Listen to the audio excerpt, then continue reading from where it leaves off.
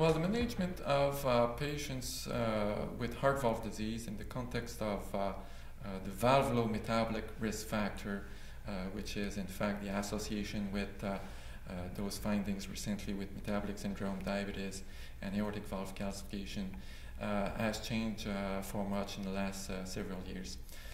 First, I believe that identification of patients with early calcification of the aortic valve is a key concept. There's different imaging clinical tools that could be used in this regard. CT scan can easily detect early calcification of the aortic valve. Echocardiographic analysis, which is, by the way, widely available, can also detect early calcification, what we call aortic sclerosis.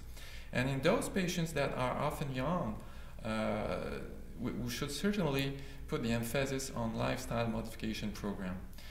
Those programs will reduce the waist circumference. They do reduce the blood pressure by about 5 millimeter of mercury, which is comparable to many medication. And considering the link between hypertension, as we mentioned, with aortic valve disease, this is certainly a key concept.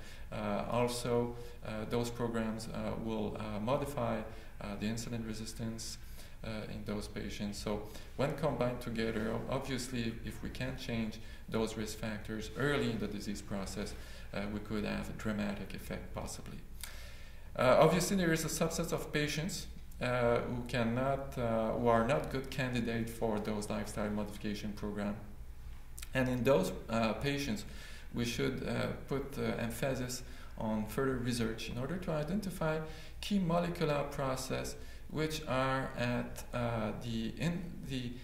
which do have interplay with visceral obesity, insulin resistance, and aortic valve calcification.